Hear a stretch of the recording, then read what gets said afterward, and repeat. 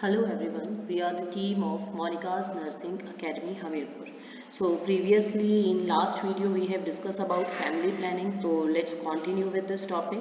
So today we will discuss about intrauterine contraceptive devices. अब IUCDs की बात करें तो इस IUCDs के लिए आइडियल कैंडिडेट कौन कौन रहते हैं, तो वो हैं मतलब जिन्हें हम ये IUCDs का जिनमें हम यूज़ कर सकते हैं, जिनका एक बेबी बॉर्न हो गया होता है, जिनका मेंस्ट्रुअल साइकिल बिल्कुल नॉर्मल है, जिन्हें कोई पेल्विक इन्फ्लामेशन नहीं है, या फिर कोई ऐसा जो इस डिवाइस को लेने के लिए रेडी है। अब इसका मैकेनिज्म ऑफ एक्शन की बात करें तो ये क्या काम करता है, बेसिकली इसका काम है कि ये इम्प्लांटेशन और ग्रोथ, ओवम की जो ग्रोथ है या इम्प्लांटेशन है उसे प्रिवेंट करता है, वो इम्प्लांटेशन और ग्रोथ नहीं होने देगा, या तो मतलब ये फर्टिलाइज्ड एग को इम्प्लांट ही नहीं होने देता है। क्यों? क्योंकि ये अंदर ही अंदर एसेप्टिक इन्फ्लामेशन कॉज कर देता है, जिसकी वजह से एंडोमेट्रियम इज नॉट सूटेबल कि वो फर्टिलाइज्ड एग को अंदर इम्प्लांट कर सके, या फिर ये ओवम की ग्रोथ को ही प्रिवेंट कर देता है कि उसकी ग्रोथ ही प्रॉपर नहीं हो पाती। सेकेंड, ये स्पर्म फेगोसाइटाइजेशन करता है कि न्यूट्रोफिल्स और मैक्रोफेजेस की हेल्प से स्पर्म को ही किल कर देता है। बेसिकली जो कॉपर है, कॉपर इंजाइम की मोटिलिटी के अफेक्ट करता है, तो हम बोलेंगे ये क्या है, स्पर्मेटोटॉक्सिक है, गैमेटोटॉक्सिक है, ये ब्लास्टोसिस्ट की इम्प्लांटेशन नहीं होने देता, और ये सर्वाइकल म्यूकस को इतना ज़्यादा थिक कर देता है कि स्पर्म इसमें एंटर ही नहीं हो पाता है। नेक्स्ट, अगर हम इसकी बात करें टाइप्स की, तो ये हमारे पास तीन तरह के हैं, एक नॉन मेडिकेटेड होते हैं, एक हमारे पास मेडिकेटेड होते हैं जिन्हें थर्ड जनरेशन कहते हैं। तीन तरह के इसलिए हैं कि इसमें हमारे पास फर्स्ट जनरेशन IUCDs है, सेकेंड जनरेशन IUCDs है एंड थर्ड जनरेशन IUCDs है। जो फर्स्ट जनरेशन IUCDs हैं वो नॉन मेडिकेटेड हैं, इनका एग्जाम्पल लाइप्स, लूप, सर्पेंटाइन और एस शेप्ड रहता है, या फिर आप ग्रेफनबर्ग रिंग की बात करते हो तो वो भी इसका एग्जाम्पल है, और ये बेसिकली प्लास्टिक के बने होते हैं। और ये जो आपके नॉन मेडिकेटेड है फर्स्ट जनरेशन था, इनमें ये था कि इनमें थोड़ा से अमाउंट का बेरियम सल्फेट प्रेजेंट होता है, ताकि जब हम इन्हें प्लेस कर लें, प्लेस करने के बाद हमने जब भी एक्सरे लेना है कि ये सही जगह पे लगे कि नहीं, तो बेरियम सल्फेट की हेल्प से हमें पता लग जाता है कि अपनी जगह पे सही लग गए हैं या नहीं।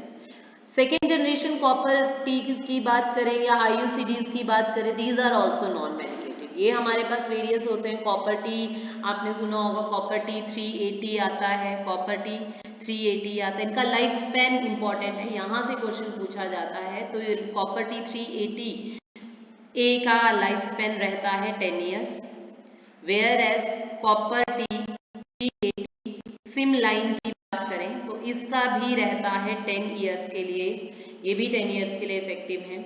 कॉपर 375 की बात करें तो copper 375 is effective for 5 years, whereas multiload copper 250 की बात करें तो ये 3 ईयर्स के लिए इफेक्टिव होती है। साथ में हमारे पास नोवा टी आती है, नोवा टी की बात करें तो it is effective for 3 years. Copper T 200 की बात करें तो it is also effective for 3 years. बस डिफरेंस ये है कि कॉपर टी के अंदर भी बेरियम सल्फेट वही प्रेजेंट होता है कि एक्सरे वगैरह जब हम करें तो उसकी वजह से हमें पता लग जाए कि ये सही प्लेस्ड है। नेक्स्ट, जो इसके आगे ये लिखा है 380A, 380, 250, 375, इसका मतलब है कि इसके स्टेम के ऊपर इतनी कॉपर कोइल हुई है। जैसे कॉपर टी 200 की बात करें, दैट मीन्स कि कॉपर टी की स्टेम के ऊपर 200 mm स्क्वायर कॉपर कॉइल हो रखी है, ठीक है। अब अगर हम बात करें इस नोवा टी की, तो नोवा टी में यही बोलो आप कि ये बेस्ट इसमें ये है कि थोड़ी मॉडिफाइड है, इसका जो लूप है वो फ्लेक्सिबल होती है बॉटम पे, जिसकी वजह से सर्वाइकल परफोरेशन के चांसेस कम होते हैं। नेक्स्ट, थर्ड जनरेशन आती है, ये वो है जो हार्मोन रिलीज करती हैं, इनके अंदर हार्मोन प्रेजेंट होता है, इसका एग्जाम्पल रहता है हमारे पास LNG IUS। LNG का मतलब है लीवोनॉर्जेस्ट्रल इंट्रायूट्राइन सिस्टम। ये जो है this is effective for 5 years, 5 साल के लिए इफेक्टिव होती है। इसके अंदर लीवोनॉर्जेस्ट्रल प्रेजेंट होता है, लीवोनॉर्जेस्ट्रल प्रेजेंट होता है। लीवोनॉर्जेस्ट्रल टोटल 52 mg प्रेजेंट होता है, जिसमें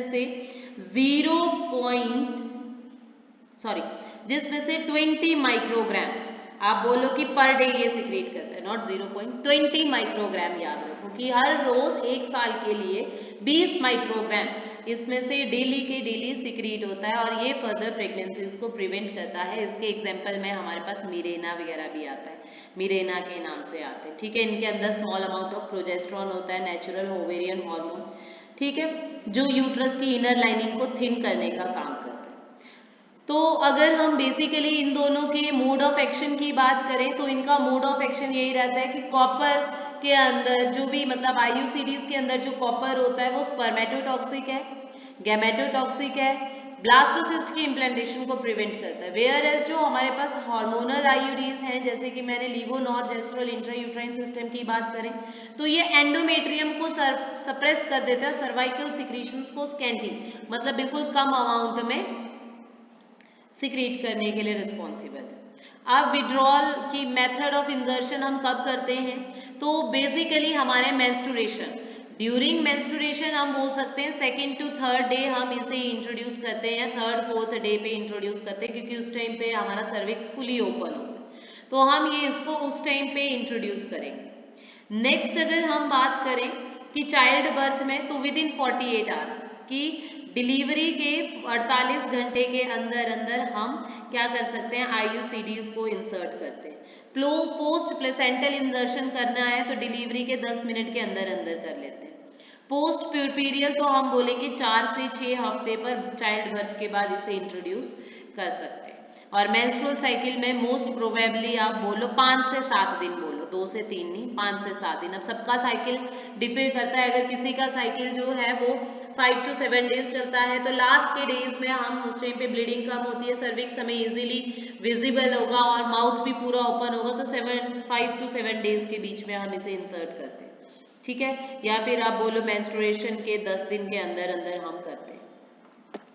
नेक्स्ट हम बात करते हैं कि इसके एडवांटेजेस क्या हैं, तो ये काफ़ी ज़्यादा सेफ होती हैं, इफेक्टिव हैं, रिवर्सिबल हैं, जब ज़रूरत नहीं हो तो हम इन्हें आउट कर सकते हैं, इजीली पुल्ड आउट जब ज़रूरत नहीं है, लॉन्ग टर्म के लिए होती हैं, कॉन्ट्रासेप्शन बिना किसी एडवर्स इफेक्ट के हमें प्रोवाइड करवाती है। वो डिपेंड करता है कि आपने 5 साल की, 3 साल की, 10 साल की ली हुई है। डिसएडवांटेज इनकी वजह से हैवी ब्लीडिंग हो सकती है, एक्सीडेंटली ये बाहर आ सकती है और इसकी वजह से एक्टोपिक प्रेगनेंसी का रिस्क ज़्यादा बढ़ जाता है। कॉन्ट्राइंडिकेशन किस केस में, आईयूसीडीज जहाँ पे सस्पेक्टेड प्रेगनेंसी होती है, पेल्विक इन्फ्लेमेशन होती है, हैवी ब्लीडिंग हो रही है ड्यूरिंग मेंस्ट्रुएशन, तब भी हम नहीं लगाते हैं, या सर्वाइकल कार्सिनोमा है उस केस में भी नहीं लगाते। टर्मिनल मेथड जो कि आपका परमानेंट मेथड आता है कॉन्ट्रासेप्टिव में, तो जब फैमिली कंप्लीट हो गई है या कोई मेडिकल बैकग्राउंड है कि हाँ mother is not able to, या उसका सर्विक्स कैपेबल ही नहीं है या यूट्रस कैपेबल ही नहीं है चाइल्ड बर्थ के लिए, तो हम उस केस में टर्मिनल रिमूवल कर लेते हैं, या आपके यूट्रस पे कुछ दिक्कत हो गया, इन्फेक्शन हो गया, तो उस केस में कर सकते हैं। अब टर्मिनल मेथड हमारे पास दो आते हैं, tubectomy and laparoscopic occlusion. Tubectomy में आपको पता है हम ट्यूब्स को आइडेंटिफाई करते हैं, कट करते हैं, उनके एंड लाइगेट करते हैं और उसे रख देते हैं ताकि इनके आपस में कनेक्शन ही ना हो सके। नेक्स्ट आता है लेप्रोस्कोपिक ऑक्लूजन, तो ये बहुत ही माइनर प्रोसीजर है, क्विकर है, सिंपल है, कोई हॉस्पिटलाइजेशन की रिक्वायरमेंट नहीं होती है। यहाँ पे हम ट्यूब्स को सिलिकॉन रबर बैंड रिंग्स या क्लिप्स के थ्रू क्या कर देते हैं, ऑक्लूड कर देते हैं, बंद कर देते हैं, ताकि आपस में ट्यूब्स का कनेक्शन ना हो सके और परमानेंट ये जो हमें ट्यूबेक्टमी करवानी है ये करवा सके। इसी के साथ हमारा आज का टॉपिक फिनिश होता है। So that's all for today. For more such videos you can like and subscribe our channel. Thank you.